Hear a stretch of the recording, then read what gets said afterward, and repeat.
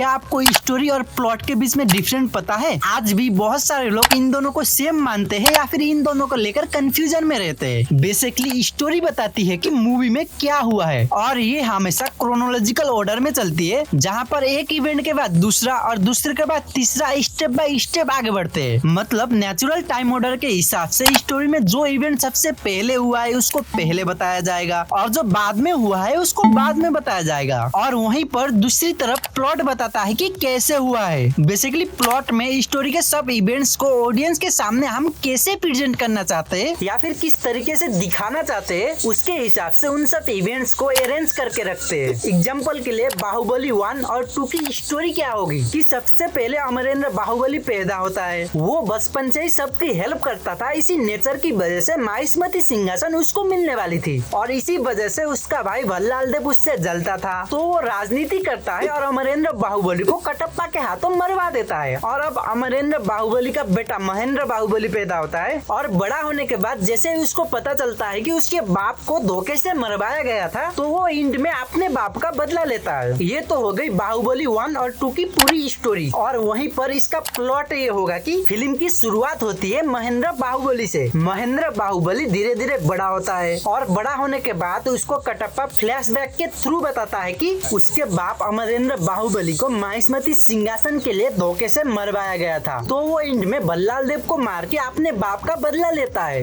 तो अब आपको स्टोरी और प्लॉट के बीच का एक्चुअल डिफरेंस समझ में आ गया होगा। देखो, अगर सिंपल लैंग्वेज में कहूँ तो स्टोरी का main focus character development, character progress और कैरेक्टर आर्क पर होता है। यानी कि स्टोरी में मेनली कैरेक्टर की जर्नी पर फोकस किया जाता है और स्टोरी क्रोनोलॉजिकल ऑर्डर में चलती है। और वहीं पर दूसरी तरफ प्लॉट का मेन फोकस इवेंट के सीक्वेंस पर और उनके कनेक्शन पर होता है। यानी कि प्लॉट स्टोरी के इवेंट्स को किस ऑर्डर में ऑडियंस के सामने प्रेजेंट किया जाएगा उसके ऊपर फोकस करती है।